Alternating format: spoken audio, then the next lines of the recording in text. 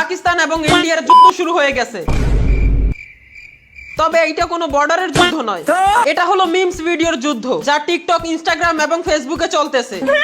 মানে একদিকে যুদ্ধের কথা শোনার পর পাকিস্তানিদের যে রিঅ্যাকশন,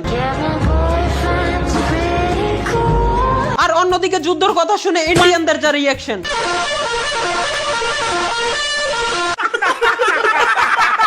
মানে একদিকে ইন্ডিয়ান পাবলিক রাজা বলতেছে ये पाकिस्तान वालों की जो है ना इट्टी सिट्टी गुल हो जाए, एक रात के लिए बॉर्डर खोल दो, एक रात के लिए। আর অন্যদিকে পাকিস্তানিরা বর্ডারে গরু নিয়ে যাচ্ছে সেফটি ওয়ালের জন্য। हमें पता लगा इंडिया जंग करने आ रहा है, तो हमने अपनी सारी गाय बॉर्डर पे भेज दी है। अब ये सारी बॉर्डर पे आके खड़ी हो जाएंगी।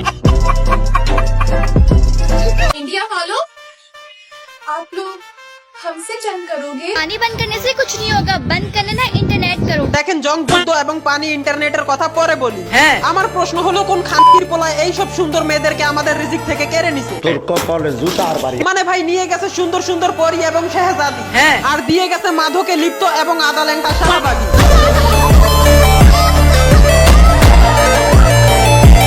দেখেন, পাকিস্তানে পানি বন্ধ করে দেওয়ার পর ফিশান সালিম এবং হানি আমিরের কথা ভেবে আমাদের বাংলাদেশের লক্ষ লক্ষ ছেলেরা রাত্রে ঘুমাতে পারে না।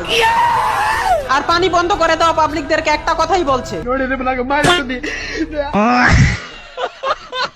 তো আমি পাকিস্তান এবং ইন্ডিয়ার কাছে এইটাই বলবো, আপনারা যে যাই করেন যেন পাকিস্তানি মেয়েদের কিছু না হয়, কারণ ওগুলো আমাদের সম্পদ।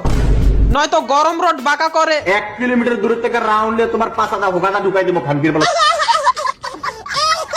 আর যেসব পাকিস্তানের মেয়েরা পানি পানি করতেছে, पानी पानी पानी पानी पानी তাদেরকে বলে দিই আপনারা বাংলাদেশ এসে পড়েন। কেন? কারণ তাদেরকে বিয়ে করে পানির উপর ঠিক এভাবে দলতে চাই।